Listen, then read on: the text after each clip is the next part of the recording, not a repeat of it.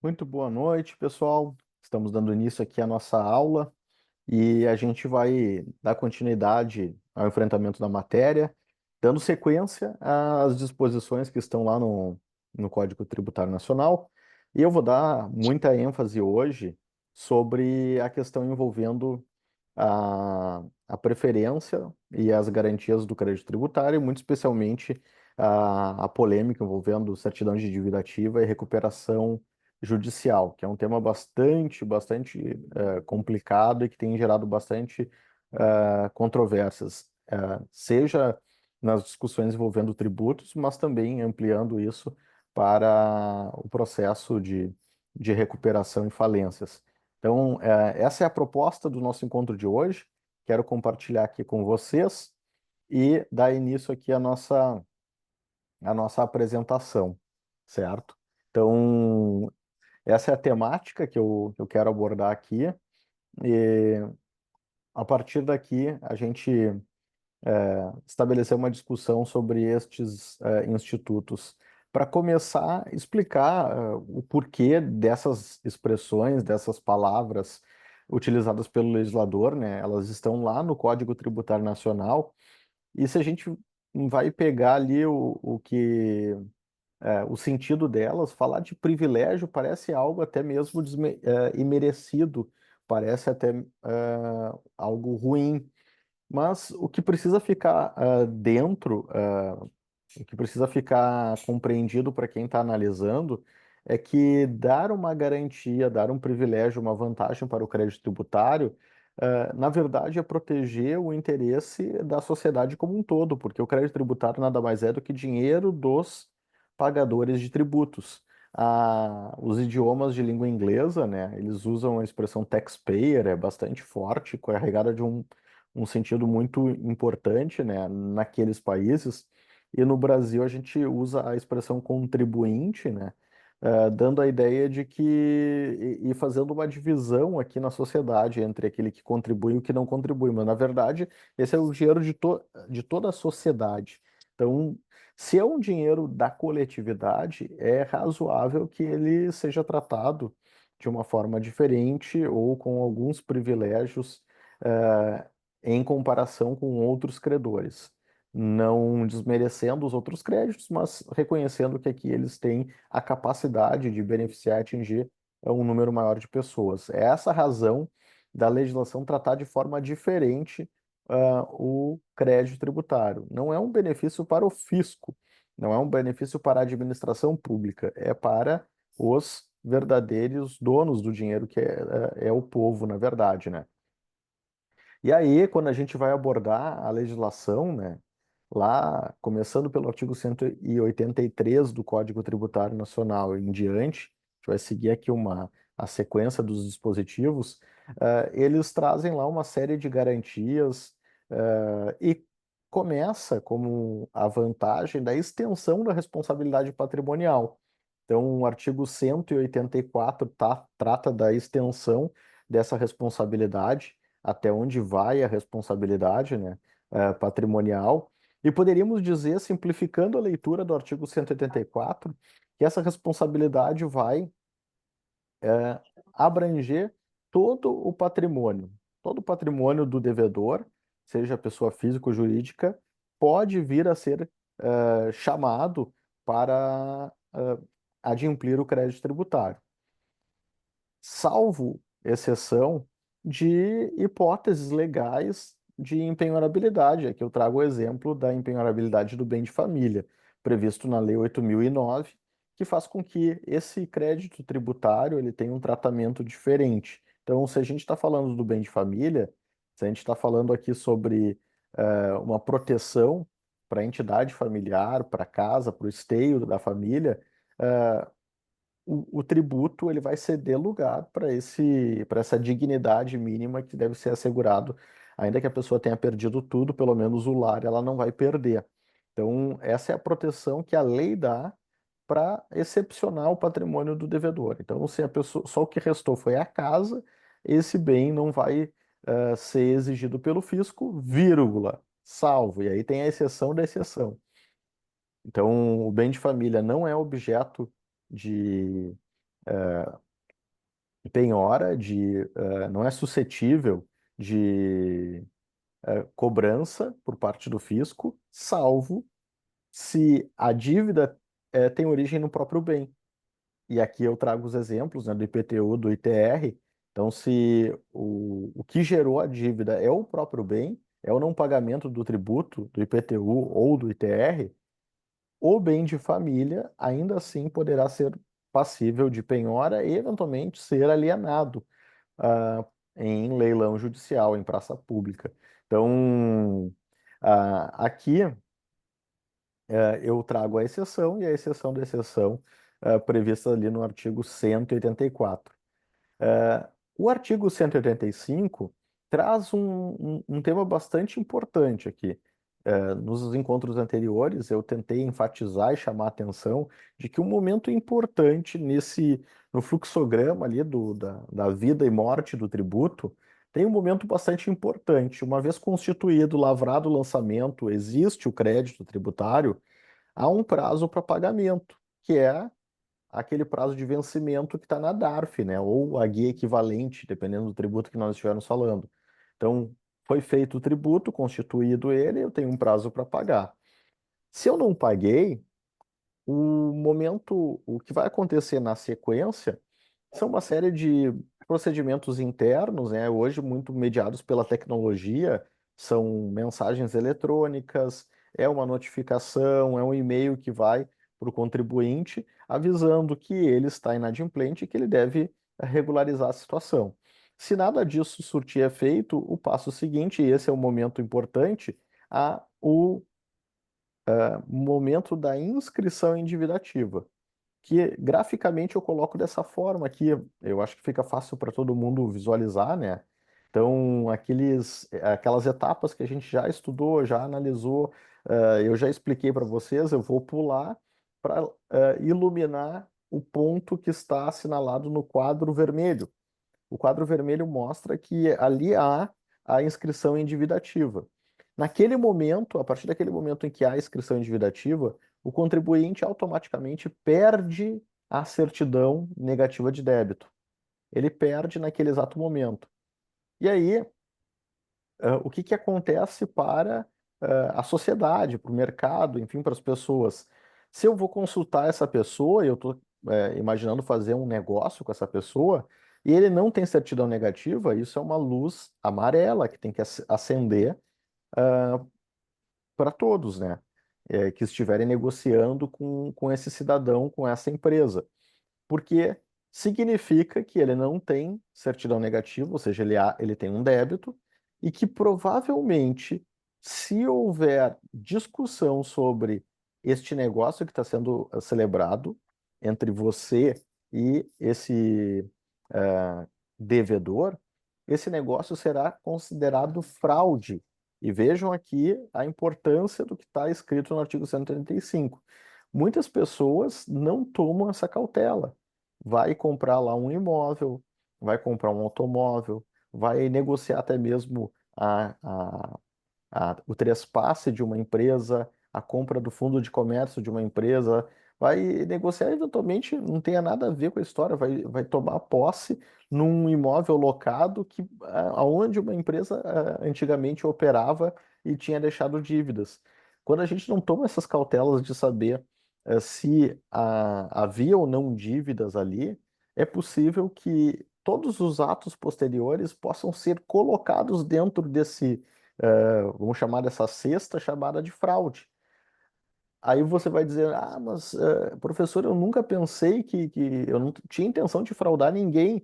Aqui, para o dispositivo do Código Tributário Nacional, não se questiona a intenção das partes. Não se questiona se vendedor e comprador estavam com o intuito de praticar um ato fraudulento.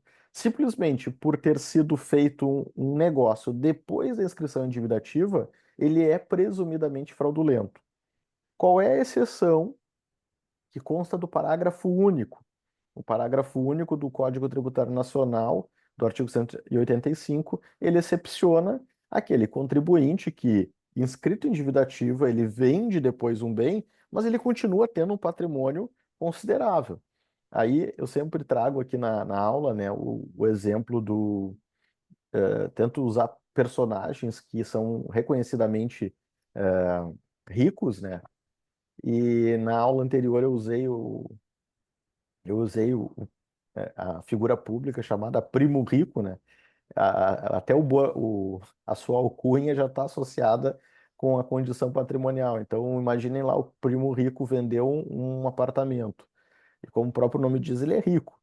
Aí ele vendeu o apartamento, tendo uma dívida inscrita. Ele já estava inscrito em dívida ativa. Suponhamos, né, que o apelido que ele recebeu corresponde com a sua situação patrimonial, e aqui eu não tenho condições de avaliar nem saber se tem ou não tem muito dinheiro, mas ele se vangloria e se intitula rico, né, e mostra o seu patrimônio nas redes sociais.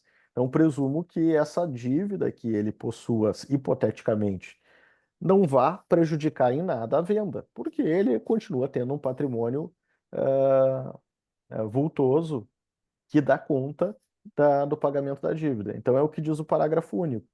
Se a pessoa que está vendendo, ela está inscrita em dívida ativa, mas ela ainda continua tendo um patrimônio, essa venda aí ela não vai ser reputada como fraudulenta. O contrário, né? Se nós estivermos falando de uma pessoa endividada, uma pessoa com bastante problemas patrimoniais, né? Ou seja, o patrimônio está praticamente consumido com dívidas, e essa pessoa aliena um bem depois de inscrito em dívida ativa, o que deveria ser compreendido por todos? Que essa venda aqui está sujeita a ser questionada, especialmente desconstituída, anulada por força do artigo 185, tá? Então é muito importante entender isso, porque qualquer ato praticado ali depois do quadro vermelho, na setinha vermelha para frente, dali para frente é presumidamente fraude. Então, e aí vem a orientação, né? A pessoa que quer proteger o patrimônio, quer fazer algum tipo de estratégia para não deixar exposto aquele patrimônio constituído licitamente, importante dizer, né? Constituído licitamente, de forma regular, e não quer deixar ele exposto ao risco do negócio, qualquer ato praticado antes não vai ser reputado como fraudulento. Ato praticado depois, bom, aí é em prejuízo do crédito tributário e seguramente vai ser questionado.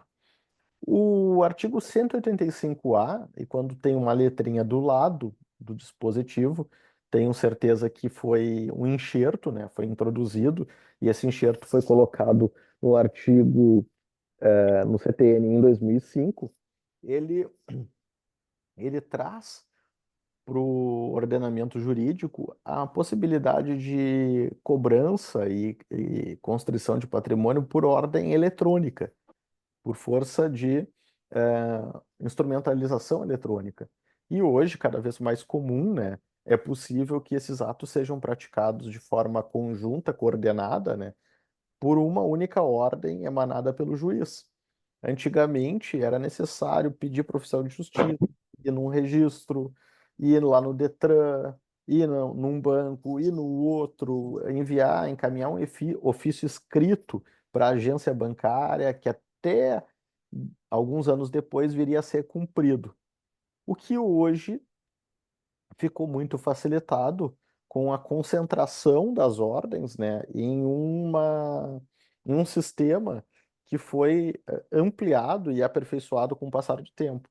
Ele era único e exclusivamente chamado de Bacen-Jude, né, antigamente, e hoje ele tem uma gama maior de abrangência, fazendo com que o crédito, não só o tributário, né? Todos os credores no Brasil possam ter maiores garantias de satisfação do seu crédito. E esse é um dos grandes dilemas a ser enfrentados no país, né? O Brasil, ele é considerado um país, um lugar ruim para investir, não é um destino certo para investidores, dentre outras razões, porque o investidor que botar R$ 1 aqui, talvez ele não retome esse R$ 1, porque o sistema de justiça brasileiro não consegue garantir que o credor consiga recuperar o seu dinheiro. Então, quando se fala nisso, e essa crítica é justa, não é só para o tributo, é para todos os créditos. E aí explica, em parte, né, um pouco do quão caro é o crédito a ser tomado no sistema bancário, né? Porque há um custo grande para a retomada desse crédito se a gente tiver que lançar a mão da via judicial. Uma forma de tentar mitigar isso, diminuir o risco do credor, é com instrumentos eficientes de cobrança e esse aqui, inegavelmente, é um deles. Agora, o que que é importante entender, né? Que o artigo 185 ele estabelece uma ordem. E eu coloquei em cores diferentes, em tamanhos diferentes, para que fique claro que ali há uma ordem, um caminho, um passo a passo a ser seguido. Então, há necessidade de citação. Se eu estou falando de citação, é óbvio que eu estou falando de uma ação judicial, então tem que ir para a justiça. Então, o requisito primeiro é ajuizar uma demanda, ir para a justiça, citar o devedor, dar o prazo, e o prazo da lei é muito curtinho, são 5 dias só. São 5 dias. Para quem esperou 5 anos, né? A gente viu na aula passada que o prazo prescricional é de 5 anos e o fisco espera 5 anos, ele não cobra no primeiro ano, ele cobra lá no quinto. Para quem esperou que 5 anos, né? O que que é esperar 5 dias? Então, a juíza cita e dá 5 dias para ele pagar. Se não cumprido isso, aí sim, em sequência, pode ser dado a ordem de bloqueio eletrônico, fazendo o bloqueio desse devedor. O que o Código de Processo Civil estabelecia de forma diferente. O CPC aqui fazendo o alerta, né, para os amigos contadores, não é o Comitê de Pronunciamentos Contábeis, é o Código de Processo Civil, que é o diploma, a norma que trata das regras do jogo da disputa judicial. Como é que o jogo vai ser jogado? Quais são as regras que devem ser observadas? E o CPC, ele diz que preferencialmente deve ser utilizado a forma eletrônica. Está aqui no artigo 854. Aí veio a discussão, tá, mas espera aí. Se o fisco está cobrando, ele não deve começar já pelo Bacen Jude, se diz o CPC, e aí o Superior Tribunal de Justiça resolveu esse dilema, né, estabeleceu essa, esse tratamento aqui de forma eh, a uniformizar a aplicação da lei federal, dizendo que deve-se dar preferência, quando do crédito tributário, ao artigo 185, que exige citação numa execução fiscal, oportunidade para o devedor pagar e a tentativa de localização de bens por parte do oficial de justiça.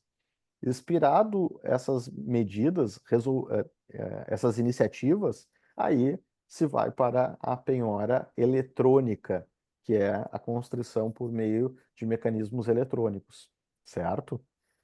Então, a outra questão que a gente vai tratar agora dentro dessa temática de privilégios e preferências é aquilo que eu anunciei no início, né, que é a questão envolvendo o chamado concurso de credores.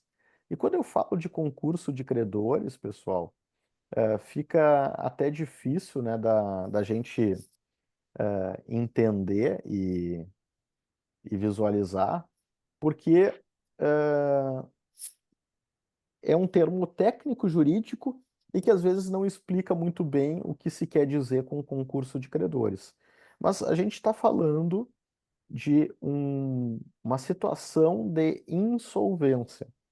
A pessoa física ou a pessoa jurídica, o contribuinte CPF, o contribuinte CNPJ, ele chegou no momento em que o seu patrimônio ele é insuficiente em relação ao passivo. O ativo é menor do que o passivo. O passivo, o número de compromissos, obrigações não cumpridas é muito maior do que a capacidade para pagar. Quando se coloca a situação neste contexto, é necessário organizar o pagamento desses credores, porque todos eles todos eles são detentores de um direito legítimo. O trabalhador tem o direito de receber o seu salário. Não há dúvida alguma em relação a isso. O banco que emprestou dinheiro, ele tem o direito de receber o seu crédito que ele emprestou. É legítimo. O fornecedor que entregou mercadoria e que está esperando receber o valor das mercadorias que ele entregou, os insumos para aquela empresa, ele também tem o direito de receber o valor dos insumos. Então, todo mundo tem o direito de receber, todo mundo, e aqui não há que se falar que um é melhor do que o outro. Todos os credores devem receber.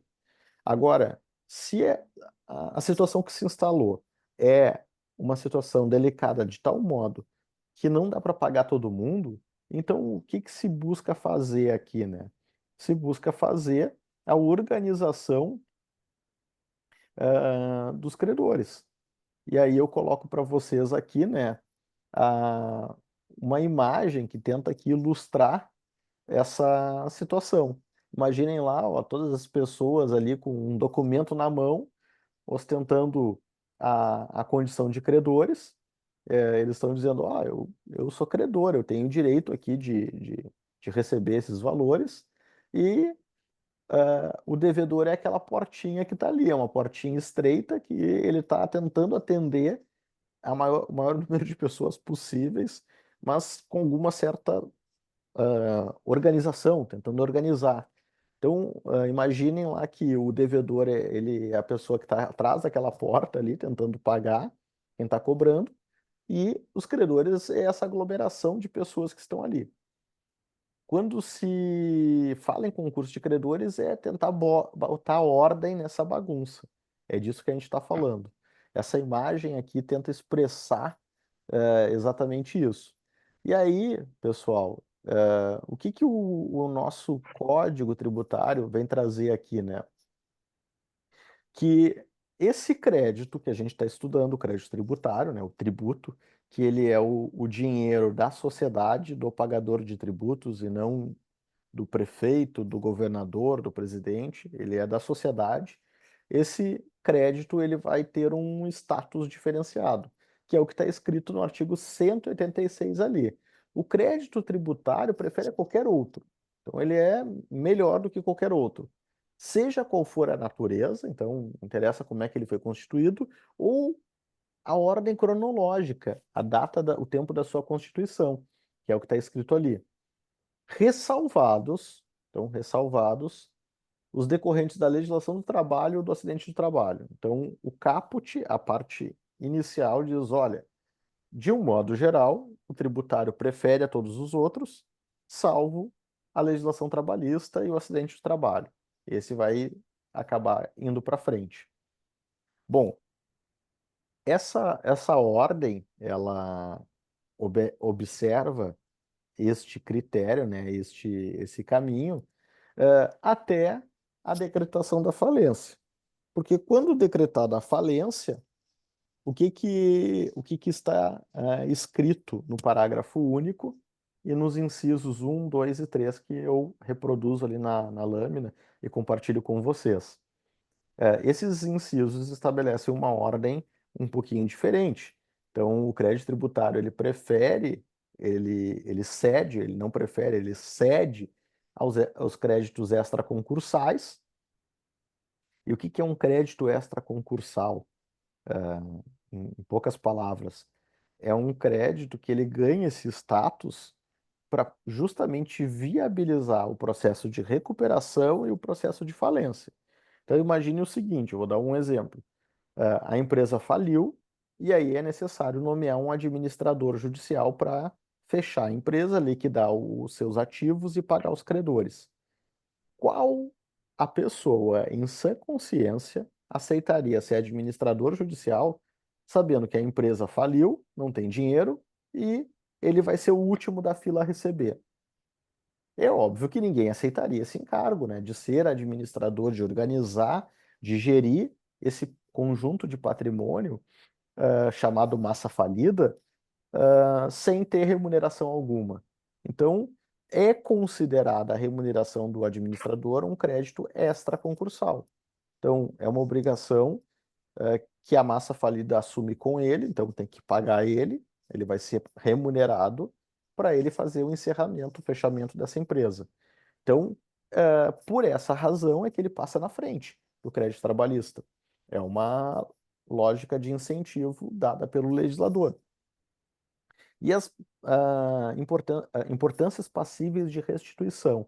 Então, quando a gente está falando aqui de restituição, eu tenho que pressupor que houve ali uma sacanagem, uma irregularidade que antecedeu até o processo falimentar, o processo de recuperação, e que a parte prejudicada ela vai pedir a restituição desses valores porque ela foi lesada. Então, se for reconhecido isso e ela for digna de restituição, ela não vai ficar no final da fila. Ela vai receber antes porque foi colocada dentro dessa fila maluca aí e ele não vai ser prejudicado. O inciso 2 fala de limitação ao crédito trabalhista. Na falência, ele é limitado, porque, eventualmente, na falência, o volume de trabalhadores que ficaram sem receber é tão grande que, se for pagar todos os direitos trabalhistas e todas as remunerações, não sobra nada para ninguém. E aí, o que que o legislador fez, né? Se a gente for ver aqui, o artigo 83 da Lei 11.101, que é a lei de falências, né? Vou colocar aqui para a gente entender do que eu estou falando. Esse dispositivo ele é da Lei 11.101. Ele estabelece que o crédito trabalhista ele fica limitado a 150 salários mínimos. Fazendo uma conta de padeiro aqui, né, pegando um salário mínimo de 2.000 e alguma coisa, vai dar mais ou menos uns 300 mil reais. Então, cada credor trabalhista recebe preferencialmente, pula na frente, em até 300 mil. O que ele for credor acima disso, não é pago de forma preferencial, vai lá para o fim da fila, certo? Que é a tentativa de acomodar aqui todos os interesses em jogo, e pagar todo mundo, certo? E aí vem um ponto que é importante entender, tá? É fundamental que para o sucesso da recuperação, para o sucesso da falência, a gente consiga organizar aquela bagunça. Então, imaginem lá a nossa imagem aqui, né, que eu peguei e vou reproduzir aqui para a gente não perder de vista, né? Imaginem essa bagunça aqui, essa confusão enorme, um monte de gente gritando e reclamando, eu quero receber, eu tenho direito, eu quero receber, todo mundo com razão. Só que não adianta gritar, né? Porque a gente não vai resolver gritando. É preciso estabelecer alguns critérios para definir quem recebe primeiro, quem merece estar na frente da fila. E aí, quem é que vai organizar essa fila? Aí vem o ponto aqui que eu ilustro, que é o chamado juiz da falência, o juiz da recuperação, que é essa imagem da justiça aqui que eu coloco apenas a título de ilustração. Então, ele é a porta, né? Esse juízo aqui é para onde todos os credores devem convergir. Todos eles devem ir para aquela porta. E esse juízo ele é único no Brasil todo. Então, uma vez decretada a falência ou deferida a recuperação judicial, todo mundo tem que ir para aquela comarca, para aquela cidade. Agora, recentemente, né, Lojas Americanas pediu recuperação, todo mundo tem que ir para lá. A Oi pediu recuperação judicial. A, qual é a outra também famosa? A OAS. Odebrecht, várias empresas grandes, né? Estou falando essas grandes empresas porque as recuperações são bilionárias, são de bilhões de reais, então é muito grande. Então, imagina essa fila de gente multiplicada por 1.000 vezes, né? 1 milhão de vezes. São muitos credores que vão aportar nessa recuperação. E aí, quem é que controla, quem é o porteiro dessa fila? É o juiz. E essa ideia, né, instituída por lei, é tentar satisfazer e acomodar ao máximo o direito de todos, que é todos têm legitimidade para pedir o pagamento, devem receber, mas sabendo que há uma, uma insuficiência de recursos, é preciso organizar. O que que aconteceu aqui, né? O fisco pensou que ele era mais esperto do que os outros. O fisco pegou e disse o seguinte: olha, muito bem, legal, aqui juízo da recuperação, muito interessante, juízo universal para organizar o pagamento, mas eu sou mais importante. Estava escrito ali no artigo 186. Eu prefiro todos os outros. Então eu não vou ficar nessa fila, não. Eu tô fora dessa fila. E aí, o artigo 187, com a redação dada pela Lei Complementar 118, essa redação de 2005, né? Ele pegou e disse o seguinte: olha, a cobrança do fisco, do crédito tributário, ele não vai para a fila. Ou seja, a execução fiscal, que é o nome que se dá para essa cobrança, ela anda em faixa própria. Ela vai ser, ela vai tramitar no seu próprio ritmo, independentemente do ritmo que for estabelecido lá pelo juízo universal da falência, certo? Bom, o fisco se considerou muito esperto, muito inteligente com tal previsão, e aí ele imaginou, né? Bom, então tá, eu tô aqui, ó, eu tô tranquilo nessa. Tá toda aquela galera ali de azul, né, esperando o juiz o juiz universal pagar, e eu tô correndo aqui, eu sou espertinho, eu tenho uma fila própria para mim, eu vou chegar na frente deles. Aí o que que o judiciário acabou fazendo? O judiciário acabou fazendo o seguinte: olha, não dá para fazer isso, né? Porque se tiver duas filas, a chance de alguém sair prejudicado é muito grande. Então, vamos fazer o seguinte: a execução fiscal tem tramitação separado, o fisco cobra independente, ele faz como quiser, só que ele vai ter uma portinha trancando ali, que é a minha figura aqui, que é essa trava. Então, não está livre aqui o caminho do fisco para chegar lá e receber o seu crédito. Ou seja, ele vai no judiciário, pegou a execução, pediu para o juiz mandou pagar, fez basta em júri e foi para a conta do fisco. Não, negativo. O judiciário disse: olha, tu pode entrar, mas eu não vou te entregar o dinheiro. Então, foi uma vitória de pirro, né? Ou uma vitória que não trouxe o resultado esperado. O fisco tem a prerrogativa de cobrar em separado, ele não fica naquela fila grande, ele tem uma fila só dele, só que ele vai esperar a ordem do juiz da falência ou da recuperação. É lá que vai determinar o timing de ocorrência das coisas. Bom, agora a gente tem um problema, né? Poxa, o fisco ele queria ter um tratamento especial. Aí vem o judiciário diz que o tratamento especial dele não era tão bom. Aí, o que que se imaginou, né? Bom, colocando o artigo 191A, mais um enxerto, eu resolvo todos os problemas. Não, tudo bem. Eu eu tenho a minha execução, só que eu não vou receber, eu tenho que esperar o juiz lá definir, mas aí agora eu vou dar um golpe de mestre.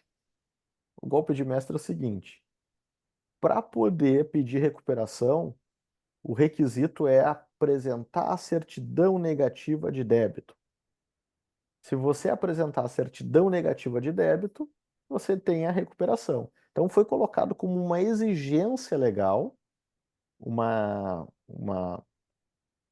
condição para o deferimento da recuperação, a empresa que está em dificuldade apresentar que ela não deve para o fisco. Aí eu pergunto para vocês, meus amigos, é possível imaginar uma empresa que venha pedir ajuda, venha pedir socorro no judiciário, que ela deva para todo mundo, mas não deva para o fisco? Qual a chance disso acontecer? Qual é a probabilidade de uma empresa dever para muitos credores, menos o fisco? essa situação eu nunca vi. Eu nunca visualizei na prática. O que que é o normal? A empresa que está num nível tal, e aí entendam, né? Quando a gente fala de recuperação judicial e falência e pedir para o judiciário ajuda, há um pressuposto lógico que é a incapacidade de resolver sozinho. Porque se a gente tivesse diante de um devedor, vamos lá, eu tenho a minha empresa, eu estou devendo lá 5 mil para fornecedor, tenho uma reclamatória de 50 mil e estou devendo 10 mil para o fisco.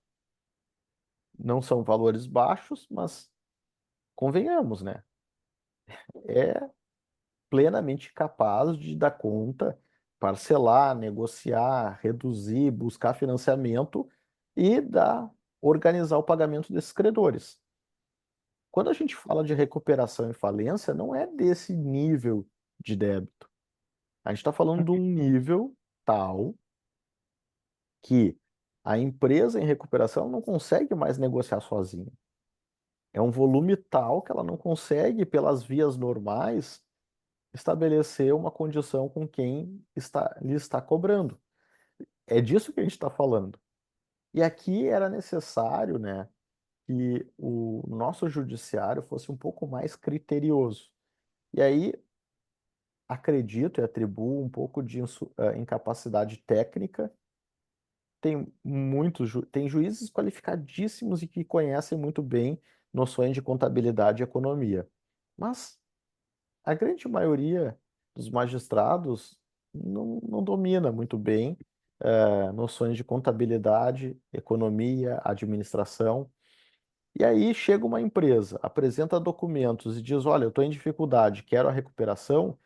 O judiciário não consegue estabelecer a diferença entre aquela empresa que está em dificuldades, uma dificuldade grande que ele não consiga resolver sozinho, mas não é tão grande que ela deva ser levada à falência. Então, é esse é esse discrimen, né, essa separação do joio e do trigo que o judiciário deveria ser capacitado para fazer, mas infelizmente não é. E aí, o que que a gente vê na prática, né, com, infelizmente, a utilização da recuperação judicial de forma indevida. Muita empresa que não deveria pedir recuperação pede para mais ou menos buscar no judiciário uma blindagem. Ó, eu estou em recuperação judicial, não vou pagar vocês, ó. Azar dos credores. Se vocês quiserem receber, me deem desconto. Só aí a gente começa a conversar.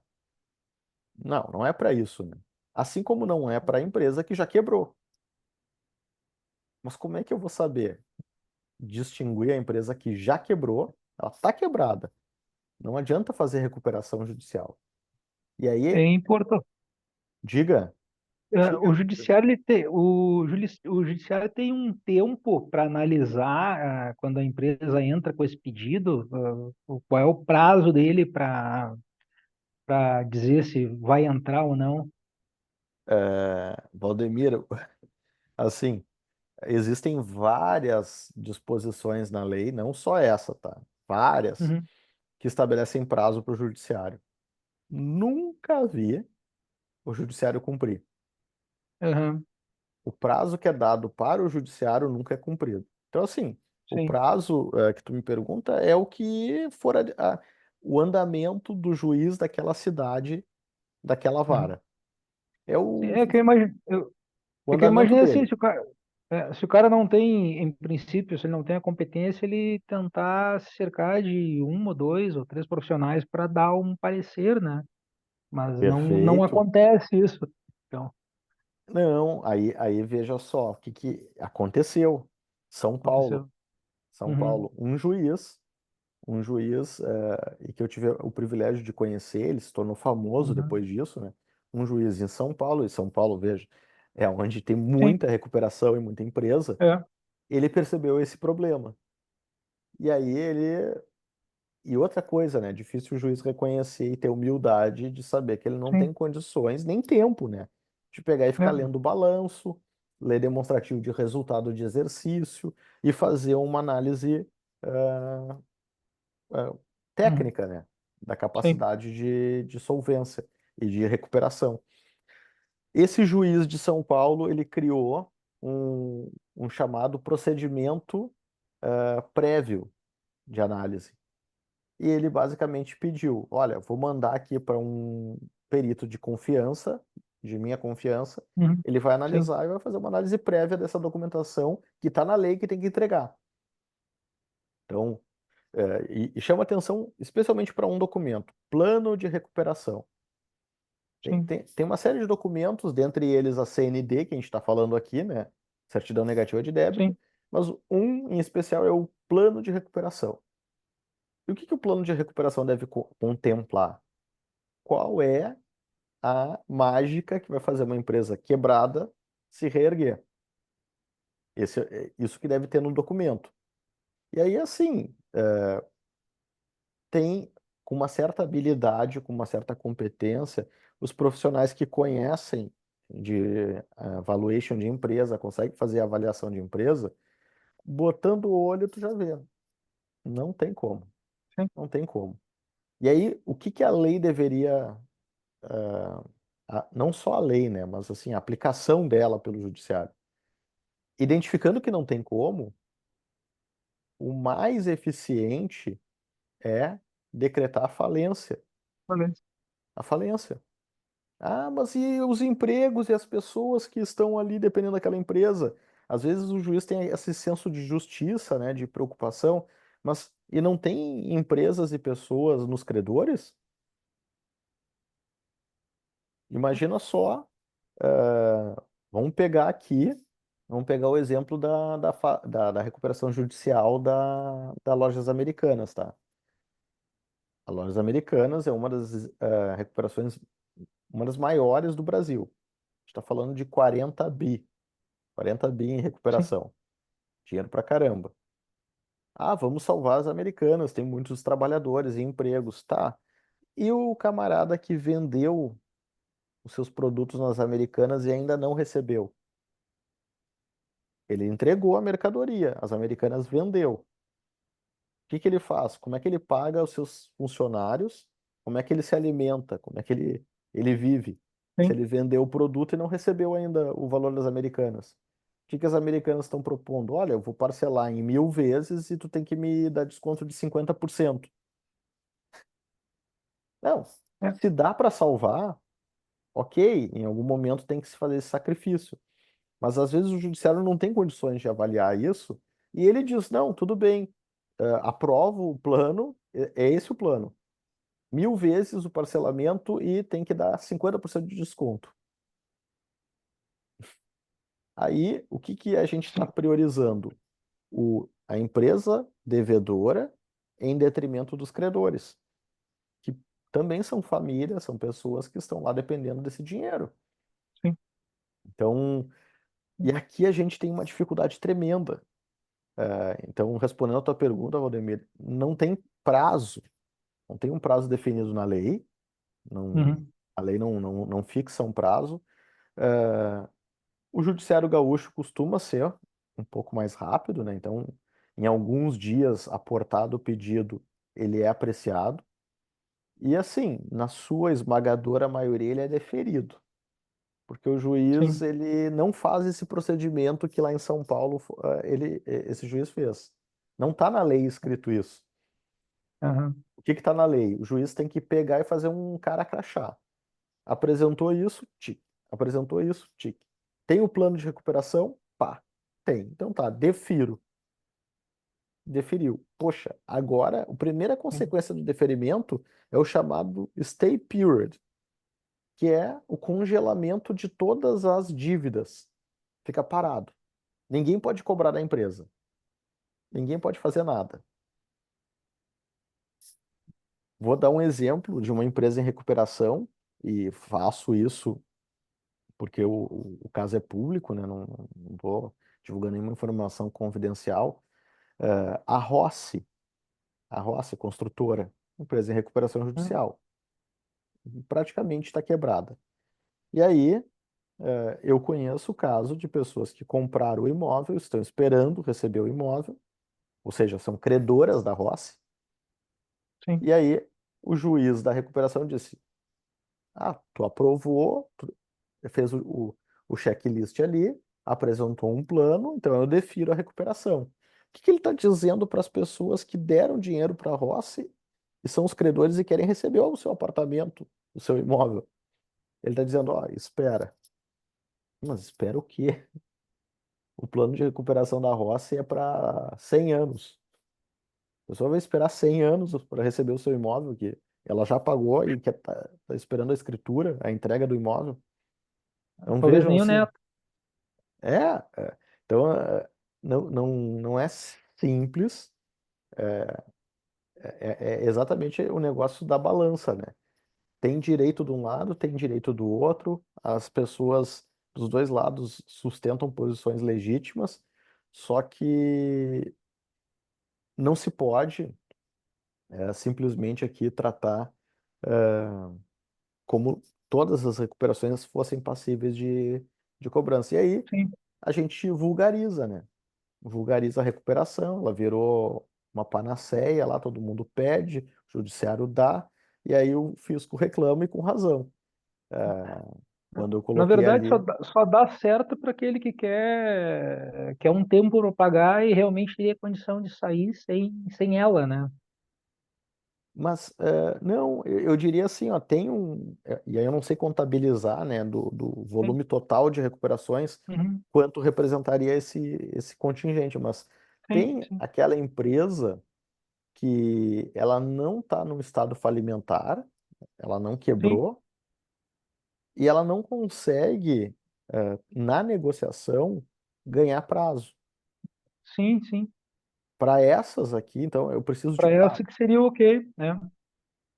Eu negociando, eu não consigo sentar com o Itaú lá e pedir prazo para o Itaú. O Itaú vai dizer, vai pastar. Sim, Aí quando eu peço a recuperação, o juiz trava, aí eu tenho uma ordem judicial, travou.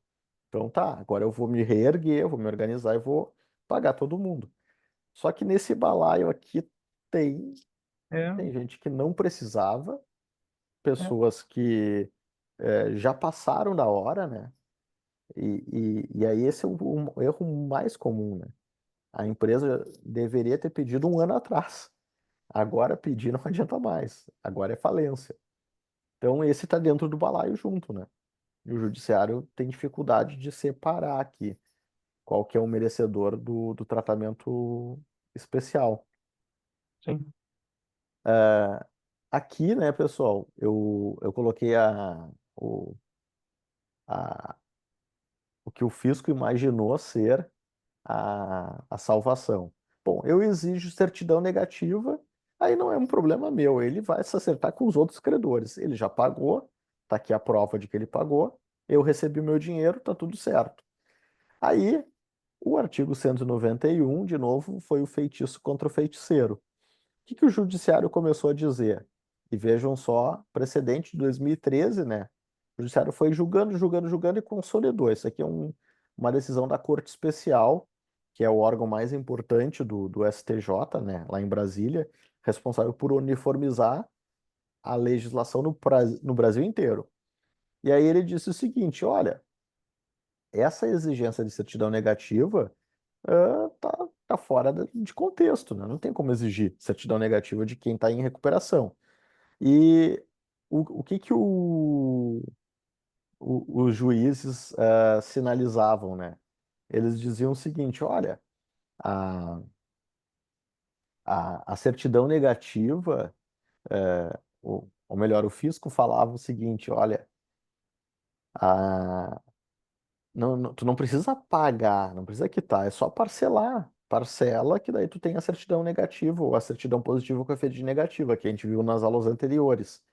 Como obter via parcelamento.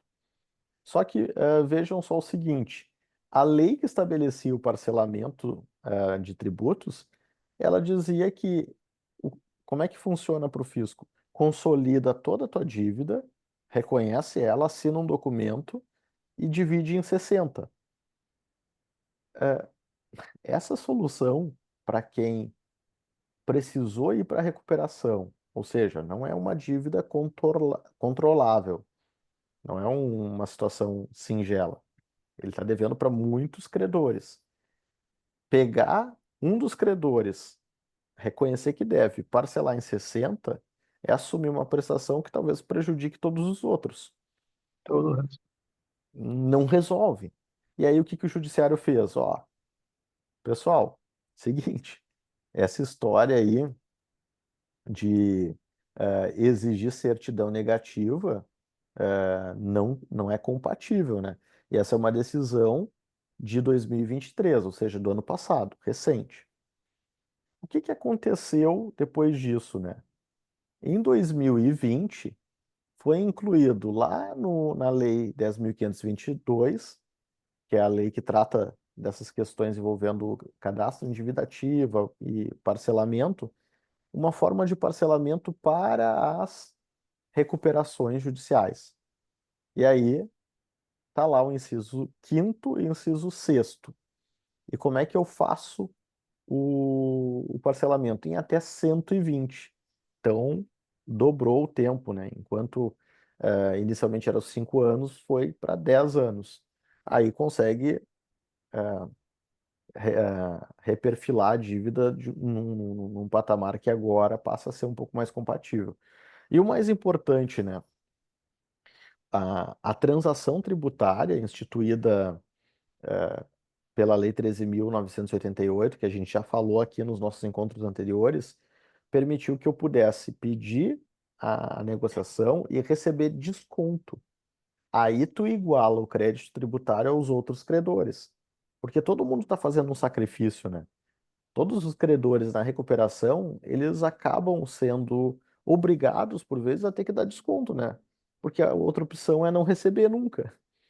Então, se todo mundo vai fazer um sacrifício, o fisco também teria que fazer. E aí se começou a criar um ambiente, uma possibilidade para tentar resolver. Então, isso é recente, vejam, a lei é de 2020. E aí, o STJ, mais recentemente, né? Então, aqui eu trago um precedente de novembro do ano passado. Daí ele disse: ó, bom, nessas condições, agora eu passo a reconhecer que a certidão negativa possa ser exigido. Então, agora tem opções, agora tem alguns caminhos.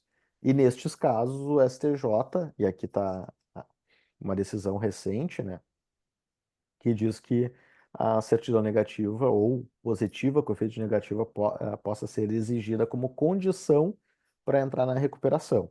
Tá? Então, essa é o que tem de mais moderno. O que que eu trago como reflexão aqui para a gente encerrar o nosso encontro de hoje, e eu compartilho com vocês também, um artigo que eu coloquei no meu blog, né? Depois vocês podem acessar lá, clicar o artigo. Cadê? Eu vou compartilhar aqui no chat para vocês, que ele traz exatamente esse caminho que eu acabei de explicar. Eu mostro todo esse iter, né? E aí, nesse artigo que eu joguei ali no chat, eu deixo uma última pergunta, né? A situação vivida pelo estado do Rio Grande do Sul. Aqui nós, gaúchos, eh, vivemos isso muito recentemente, né? Uma situação que não é aquela malandragem, né? Muito tem um estigma da recuperação judicial como um caminho para o malandro. O malandro lá foi esperto, não pagou, criou uma dívida e aí joga para recuperação e aí fica lá empurrando o problema com a barriga. O caso vivenciado por nós gaúchos não foi desejado por ninguém, né? Uma calamidade, uma inundação, um desastre natural que ninguém desejou, ninguém provocou, e que não era esperado que atingisse essa magnitude. Porque se fosse, né, teríamos nos preparado, nós teríamos tentado mitigar o desastre, ao invés de sofrer as consequências dele. Então, essa situação me parece exatamente o caso da preocupação do legislador, né, quando ele criou a recuperação. É ajudar o cara que ele vinha bem, ou ele vinha com uma dificuldade razoável, controlável, mas que caiu uma catástrofe, caiu um meteoro aqui. Ninguém esperou. Para esse caso, que é justamente para quem a gente quer salvar, né? A gente quer salvar quem não é o malandro, não é o esperto, que se viu numa situação de dificuldade indesejada, involuntária. Bom, eu posso exigir dele certidão negativa? É razoável exigir dessas empresas, as gaúchas, eu me refiro especialmente, certidão negativa? Ah, mas tem lá o parcelamento em 120 vezes. Mas, gente, a realidade de empresas que foram atingidas é que a sua empresa foi completamente destruída. Tem inúmeros casos em que a sede e todo o estoque foi embora. A gente tem casos em que o bairro, a cidade inteira foi dizimado. Essa empresa que não tem estoque, não tem nem aonde operar, provavelmente não vai ter crédito na praça.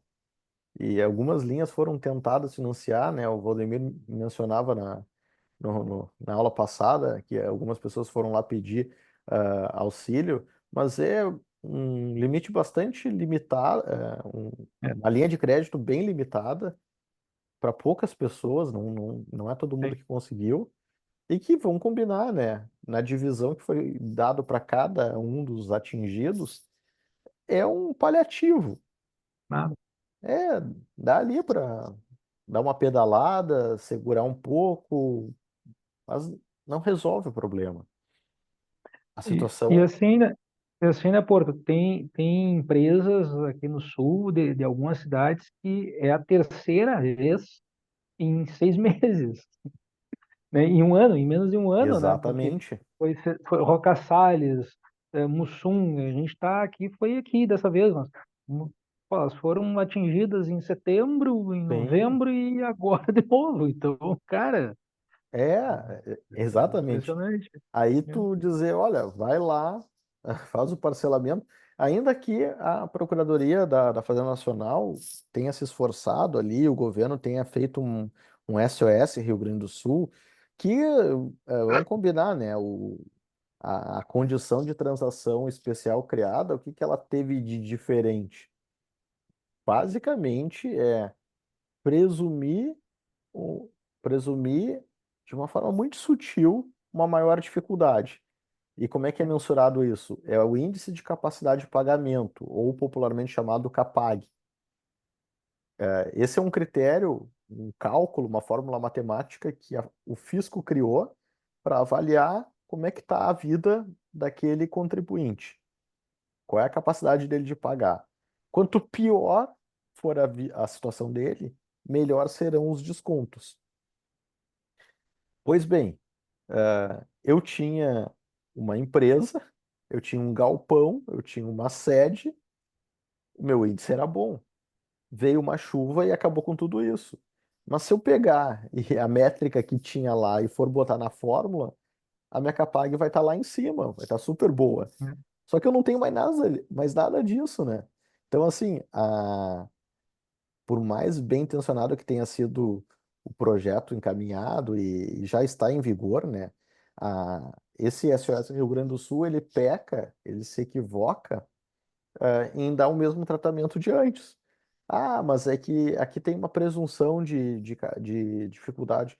Mas é tão sutil assim É, que não vai mudar muito o índice. Em outras palavras, o desconto vai ser muito acanhado. E aí é isso que eu coloco ali como reflexão no artigo, né? Precisamos ter um tratamento especial para situações como essa que, infelizmente, vão se tornar cada vez mais frequentes, né? Desastres naturais, desastres climáticos, dado o andar da carruagem, né? A evolução que a nossa, o nosso ecossistema, né, está enfrentando, vão acabar acontecendo. A gente precisa tentar eh, entender como lidar com isso para salvar os negócios, as pessoas que realmente merecem, né? Que é o que é a minha crítica que eu fiz aqui. Para o malandro, talvez não, mas para a empresa que foi dizimada com uma enchente, Parece que era para isso que foi criada, né, a recuperação. Alguma dúvida até aqui, gente?